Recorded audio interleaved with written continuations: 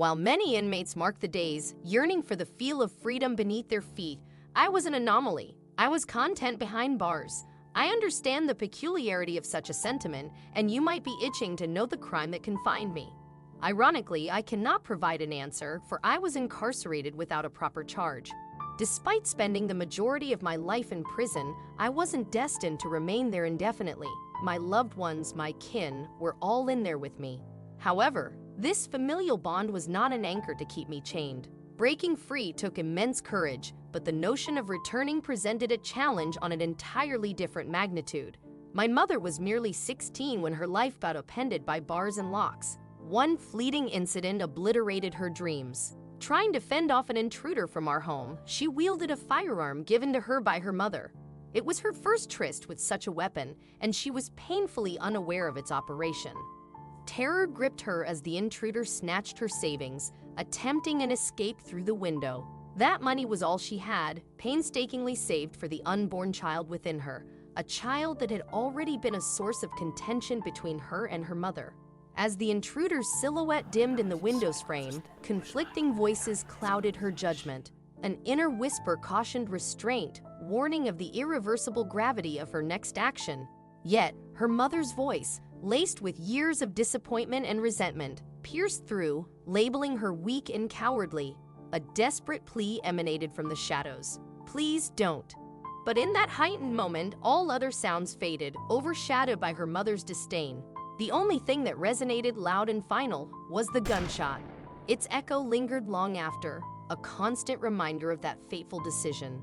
In the sterile environment of the police station, amidst the cold stares and skeptical faces, her pleas of it being an accident fell on deaf ears. Amidst the confusion, chaos, and the stark reality of her actions, she witnessed the lifeless form of the intruder painted against the contrasting darkness. The condemning words from her mother, "You'll forever be the black sheep," were the final nails in the coffin of her already fractured relationship with her.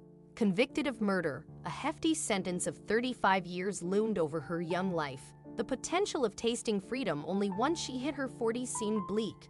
Now you might wonder, how is it possible for someone as young as 16 to face incarceration?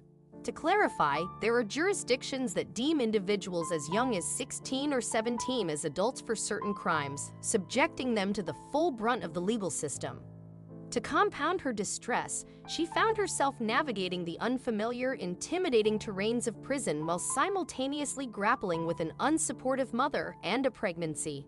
Life had already dealt her a challenging hand, and now she found herself boxed in, seemingly by destiny's design. A hostile world outside was now replaced by an equally hostile world within prison walls.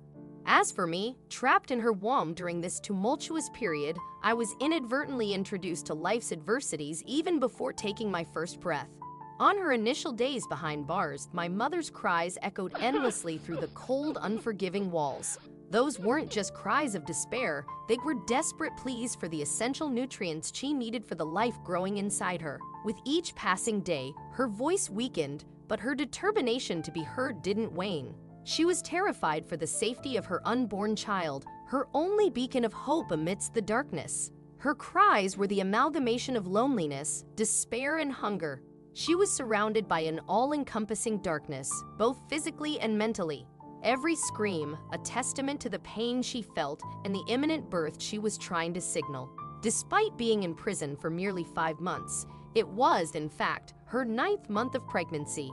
No one had realized that the time had come for her to bring a life into the world until my cries intertwined with hers, marking my arrival. Though the circumstances were grim, my birth brought about a slight shift in her world.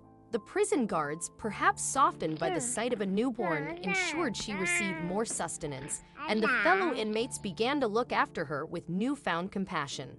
Even though my earliest days are now just a hazy recollection, the enduring image of my mother's face remains vivid, serving as a beacon of warmth amidst the sterile coldness of the prison.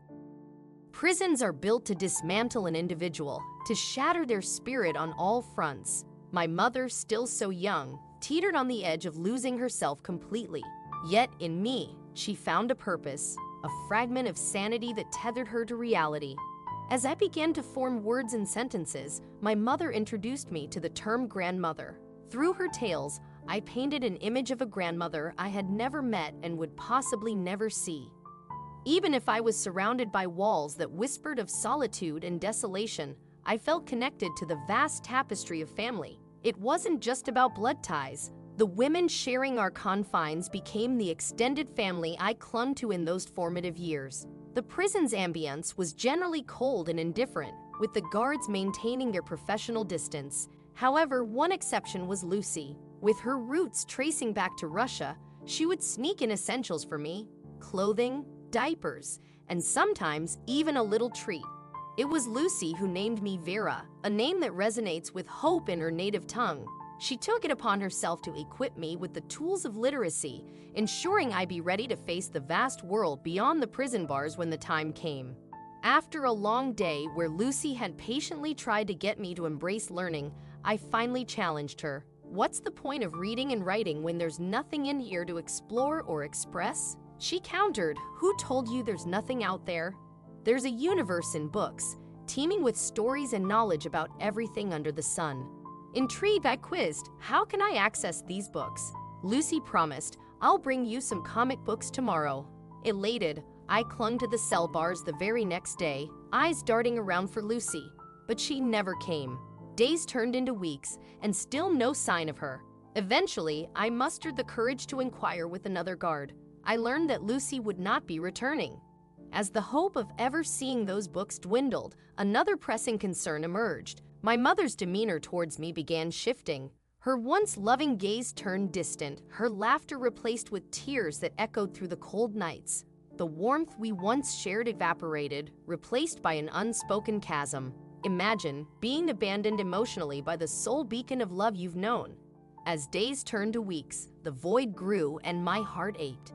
The pain and confusion became too much, and frustration at our strained bond bubbled to the surface. In prison, the dynamics of power were always evident. One day, a woman, not much older than my mother, demanded the spot I was sitting in. When I resisted, she shoved me hard, sending me sprawling to the cold floor, my hand bleeding from the fall. The unspoken rule in prison was to always present a tough exterior to avoid becoming prey to another. While most flaunted their might, I never felt the need to. People usually saw me as a kid, but that perception seemed to change and I couldn't fathom why. Refusing to be subdued by the woman's aggression, I gathered my strength, stood up, and retaliated. Yet, she towered over me. The atmosphere grew tense as our fellow inmates circled us, their chants echoing, urging us on. However, the altercation was short-lived as guards rushed in, dispersing the crowd. One guard, with a grip tighter than necessary, dragged me towards the warden's office. Midway, out of nowhere, she landed a harsh blow to my chest. The suddenness and pain of it left me gasping for air.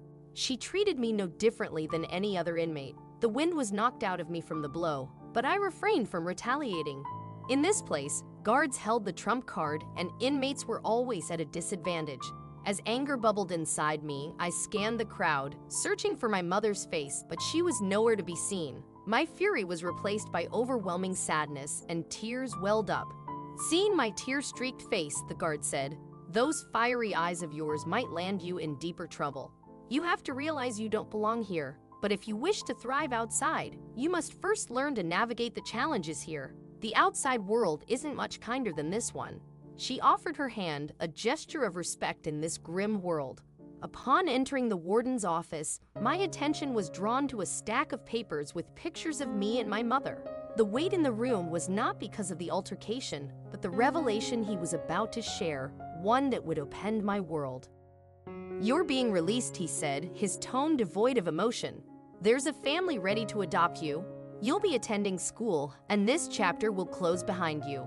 The life I knew within these walls wasn't just ending, it was being erased. The realization hit hard. In no time, I found myself with my belongings packed, standing outside the cell, awaiting this unfamiliar family. I was stepping into the vast unknown. Who were they? Where would they take me? My mother, my rock, wasn't even there to bid farewell. Why? A tall, poised man and a curvaceous woman in a vibrant dress approached. Their appearance seemed out of place to my prison-honed senses. Why was she wearing gloves? It wasn't cold. Our initial interaction was civil, yet lacked warmth. Although hesitant, I had no other option but to follow. First Lucy, now my mother. It felt like abandonment was a recurring theme in my life. Prisons are touted as places of reform, meant to transform inmates and prepare them for a fresh start. But my experience had been one of solitude, marred by overwhelming feelings of anger, desolation, and dejection. Being a 7-year-old with only prison walls as her playground, adjusting to life with Mr. and Mrs. Morgan, my new parents, wasn't easy. Their tranquil demeanor was unsettling. Were they plotting something? However, as time passed, I realized that their calmness wasn't a ruse. It was simply how life outside prison felt, a stark contrast to the turbulent world I was used to. It slowly dawned on me that my constant state of agitation and distress was, in fact, the anomaly. Gradually, I came to appreciate the newfound serenity of my surroundings. However, nothing could fill the void left by the deep love I yearned for. We made several attempts to visit my mother, but she declined every single one. Those failed visits always left me swamped with questions. Mrs. Morgan, trying to comfort me, would often say, "In time, you'll understand." Soon after, I began my school journey, and to my delight, I was surrounded by books. Not just the ones for my classes, but shelves and shelves of them in the school library. While the world of literature thrilled me, a part of my heart ached for Lucy and my mother, who introduced me to this wonder. I gradually forged friendships with peers and immersed myself in academics. I became a familiar face, well-liked by many. Life beyond the prison's confines became increasingly enriching. The library turned into my sanctuary, but every page I turned, every story I lost myself in, bore a silent wish. If only my mother could share these moments with me.